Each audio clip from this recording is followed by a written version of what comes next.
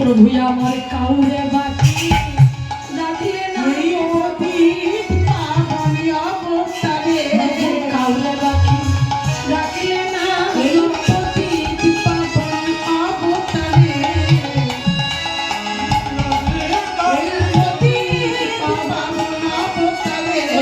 কাউরে বাকি রাখলে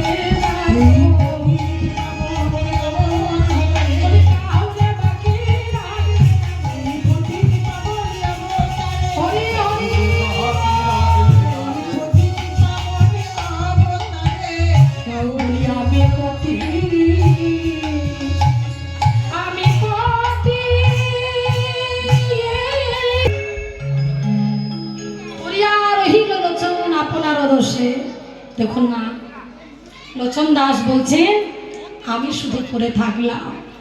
এটা কি সত্যি না?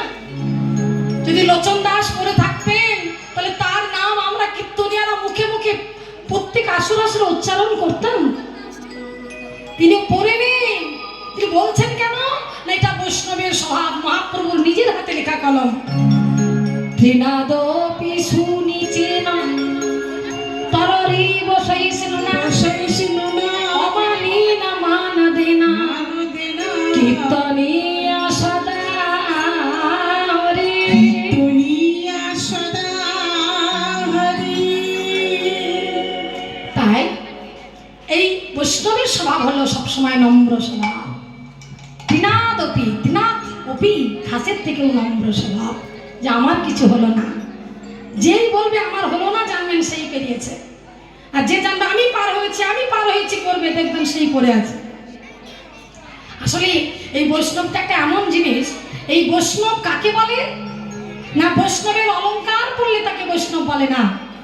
মালা পরেছি, উদ্দণ্ড তিলক করেছি, উদ্ধপুণ্ড তিলক করেছি, হ্যাঁ সুন্দর করে মালা ঝোলা নিয়েছি, কিন্তু রাগ গেল না, ক্রোধ গেল না, অভিমান গেল না, হিংসে গেল না, তাহলে আমি বৈষ্ণব হতে পারলাম না।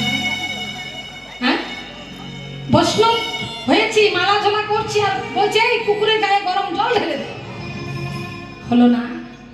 যখন তোমার প্রত্যেকটা জীবের মধ্যে করুণার সঞ্চার হবে, সবার মধ্যে যখন ঈশ্বরকে দেখতে পাবে, সবার কষ্টটা তুমি নিজের বুক দিয়ে অনুভব করবে, জানবে মালা ঝোলা না নিলেও তুমি বৈষ্ণব। হরি হরি বল, হরি বল, হরি বল। আমার ভোলানাথের কোনো মালা ঝোলা আছে? হ্যাঁ, উনি তো আভরণে বৈষ্ণব নন, কিন্তু উনি আচরণে বৈষ্ণব, বৈষ্ণব গুণের শ্রেষ্ঠ। তাই বাবা বৈষ্ণবদের এটা স্বভাব। তাই বলি আর রহিল লোচন আপনার দোষে, বলি আপনার দোষে রে